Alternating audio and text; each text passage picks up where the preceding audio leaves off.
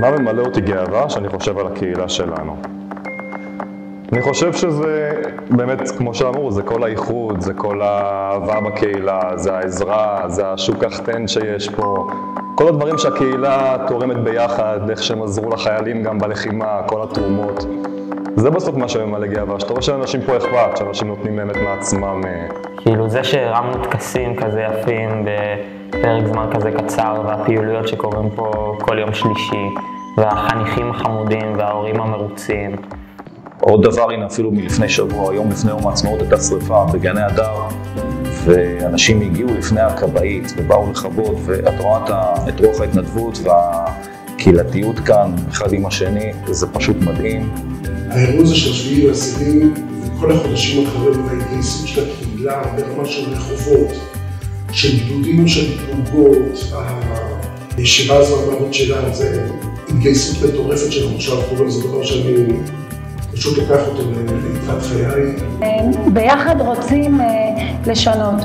אם יש קושי, אנחנו יושבים וישבנו ודיברנו, ולפעמים זה לא נעים, לפעמים זה כואב וזה פותח דברים, אבל זה ממקום להיבנות. כאילו אחדות, שכולם כאילו עוזרים אחד לשני, שאם אתה רואה משהו כזה, כאילו כולם באים לעזר וזה. אחדות.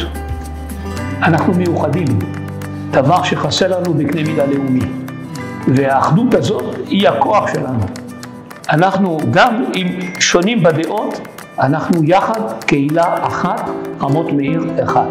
השלם את המשפט, רמות מאיר, גן הדר בשבילי זה בית, פשוט. גן הדר בשבילי זה בית. זה בית. הבית? בית. בשבילי זה בית. בית. בית. הבית. בית, לגמרי בית. גן עדן. שלווה. בשבילי זה החיים. אהבה, כיף, כאילו חברים, ליהנות. אז זה בעיקר גם מקום שבו הילדים שלי נולדו, שזה משהו שאני לא אוהב באיזשהו מקום אחר. לדעתי זה הבית השני שלי. רמגה בשבילי זה מקום שתמיד אני ארצה ללכת אליו, כי שם אני הרבה יותר נהנה ממקומות אחרים. אני לא, כמו שאומרים בשיר, כאן לא נולדתי, אבל כאן גידלתי ילדיי, וכאן הבית שלי, וכאן אני נשאר. אנחנו פה לשמור עליו. קהילה, גאווה, כל הדברים החיוביים שדיברנו עליהם. חלקת אלוהים קטנה כזאת ששומרת איכשהו על שפיות ושומרת עלינו. מקום מהמם. יש פה משהו להוסיף?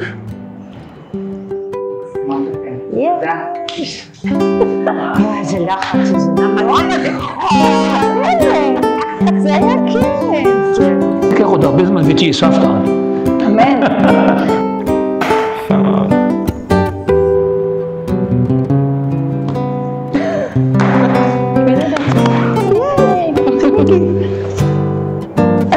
עשינו את זה.